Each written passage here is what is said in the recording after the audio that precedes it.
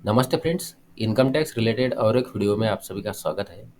इस वीडियो में हम लोग बात करने वाले हैं शेयर्स से होने वाले लॉन्ग टर्म कैपिटल गेन के बारे में, उस पर लगाए जाने वाले इनकम टैक्स के रेट के बारे में, उसके कैलकुलेशन और एग्जम्पशन के बारे में। तो इनकम टैक्स एक्ट का सेक्शन 112 ए बात करता है listed equity shares, equity oriented mutual funds और यूनिट्स से होने वाले लॉन्ग टर्म कैपिटल गेन के बारे में। तो listed equity shares, equity oriented mutual funds और बिजनेस ट्रस्ट के जो यूनिट्स होते हैं उससे जो लॉन्ग टर्म कैपिटल गेन होगा उसका सेक्शन 112 ए के अंतर्गत टैक्सेशन होगा। तो सबसे पहले यह बात कर लेते हैं कि लॉन्ग टर्म कैपिटल गेन कब कहा जाएगा।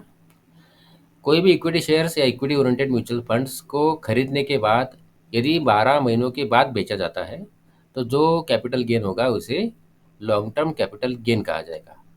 यदि 12 महीनों के पहले बेचा जाएगा तो उसे शॉर्ट टर्म कैपिटल गेन कहा जाएगा। तो यहाँ यदि शेयर्स को खरीदने के बाद 12 महीनों तक अपने डीमैट अकाउंट में रखा जाता है और 12 महीनों के बाद बेचा जाता है तो जो प्रॉफिट होगा, जो गेन होगा, उसे लॉन्ग टर्म कैपिटल गेन कहा जाएगा। अब यदि बात करें लॉन्ग टर्म कैपिटल गेन पर लगाए जाने वाले टैक्स की, तो फाइनेंशियल ईयर 2024-2025 से इनकम टैक्स एक्ट में बदलाव किए गए हैं। अब शेयर्स से होने वाले लॉन्ग टर्म कैपिटल गेन का जो टैक्स का रेट है उसे बढ़ाकर 12.5 कर दिया गया है और साथ ही जो टैक्स लायबिलिटी की लिमिट थी उसे 1 लाख से बढ़ाकर 1,25,000 रुपये कर दिया गया है। इसका मतलब अब किसी व्यक्ति को यदि लॉन्ग टर्म कैपिटल गेन होता है तो ऐसे में 1,25,000 तक का जो लॉन्ग टर्म कैपिटल गेन है उस पर कोई टैक्स नहीं लगेगा। उसके ऊपर जो लॉन्ग टर्म कैपिटल गेन होगा उस पर टैक्स लगेगा। और यहाँ रेट्स जो होंगे वो दो तरीके से होंगे। तो यहाँ यदि हम इक्विटी शेयर्स और इक्विटी ओरिएंटेड म्यूचुअल फंड से होने वाले लॉन्ग टर्म कैपिटल गेन पर लगाए जाने वाले टैक्स की बात करें, टैक्स के रेट की बात करें, तो फाइनेंशियल ईयर 2024-2025 के लिए यदि जो शेयर्स बेचे गए हैं वो शेयर्स 22 जुलाई 2024 के पहले बेचे जाते हैं तो जो लॉन्ग टर्म कैपिटल गेन होगा उस पर 10% के हिसाब से टैक्स लगेगा।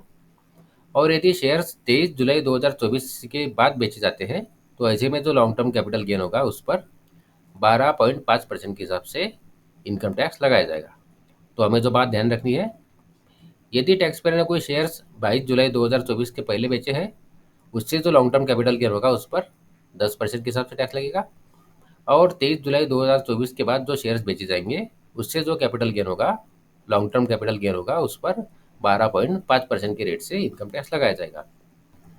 और साल भर के दौरान जो लॉन्ग टर्म कैपिटल गेन होगा वो यदि 1,25,000 रुपये से कम है तो ऐसे में टैक्स लायबिलिटी नहीं आएगी। यदि इससे ज़्यादा है तो जो ऊपर का लॉन्ग टर्म कैपिटल गेन होगा उस पर टैक्स लगाया जाएगा। इसे हम आगे समझते हैं।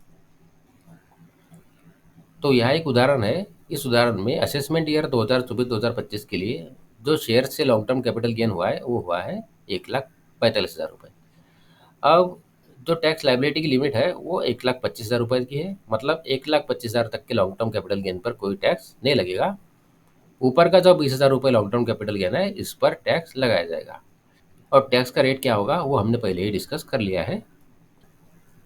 और यहाँ यदि लॉन्ग टर्म कैपिटल गेन के कैलकुलेशन की बात करें तो यहाँ शेयर्स की जो सेल प्राइस है उसमें से जो परचेस प्राइस है उसे माइनस करना होगा। उसके बाद जो बचेगा वो होगा लॉन्ग टर्म कैपिटल गेन या लॉन्ग टर्म कैपिटल लॉस।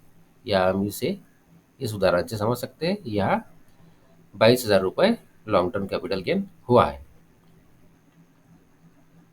तो फाइनेंशियल ईयर 2024-2025 के लिए लॉन्ग टर्म कैपिटल गेन यदि 22 जुलाई 2024 के पहले शेयर्स बेचने से हुआ है तो 10% टैक्स लगेगा। और 23 जुलाई 2024 के बाद शेयर्स बेचने पर हुआ है तो 12.5% के हिसाब से इनकम टैक्स लगेगा। और 1,25,000 रुपये तक के लॉन्ग टर्म कैपिटल गेन पर कोई इनकम टैक्स नहीं लगाया जाएगा। तो ये थी short information long term capital gain के बारे में। आशा करता हूँ इस वीडियो की जानकारी आपको यूज़फुल लगी हो। अगर इस वीडियो की जानकारी आपको यूज़फुल लगी है तो वीडियो को लाइक करिए, चैनल को सब्सक्राइब करिए। धन्यवाद।